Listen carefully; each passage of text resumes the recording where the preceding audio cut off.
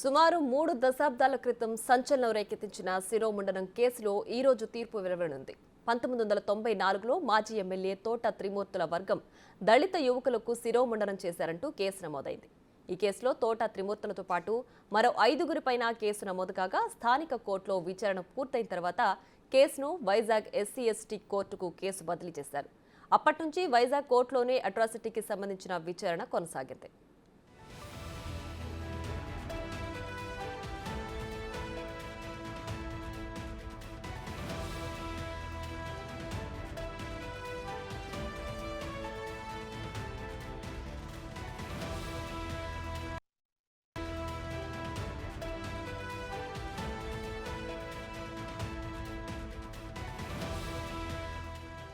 రామచంద్రాపురం నియోజకవర్గం ద్రాక్షారామంలో 1996లో అయింది. దశాబ్దాల పాటు విచారణ కొనసాగింది.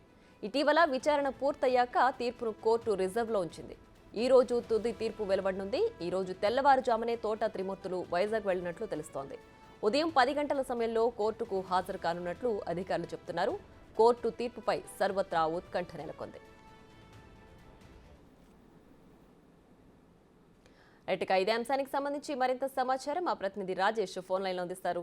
రాజేష్, చెప్పండి, ఇవాళ తుది తీర్పు రాబోతుంది కదా శిరోమండనం కేసులో. సో తోట త్రిమూర్తులు ఏ విధంగా వెయిట్ చేస్తున్నారు దీనికి సంబంధించి? Good morning Priya. మొత్తం మీద 3 దశాబ్దాల క్రితం జరిగిన ఈ సంఘటన నేటితో ఒక అంత్యానికి రానుంది.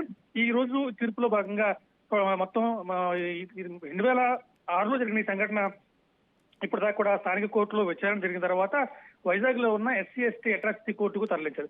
గత 5 ఏళ్లుగా కూడా ఈ కేసు సంబంధించిన విచారణ అక్కడే కొనసాగుతోంది. మొత్తం ఈ కేసులో 9 తోట త్రిమూర్తులతో పాటు మరో 8 మంది నిందితులు, అంటే మొత్తం 9 మంది నిందితులు దళిత యువకులకు శిరోముండనం చేసినట్లుగా కేసు అయింది.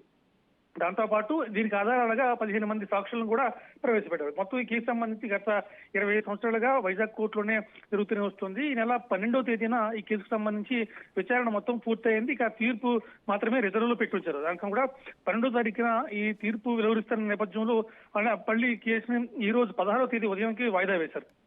దీనికి సంబంధించి ఈ రోజు ఉదయమే తెల్లవారుజామున తోట త్రిమూర్తులు ఇక్కడి నుంచి మిగతా నిందితులు కూడా వెళ్లి వైజాగ్ కోర్టులో హాజరవుతున్నారు.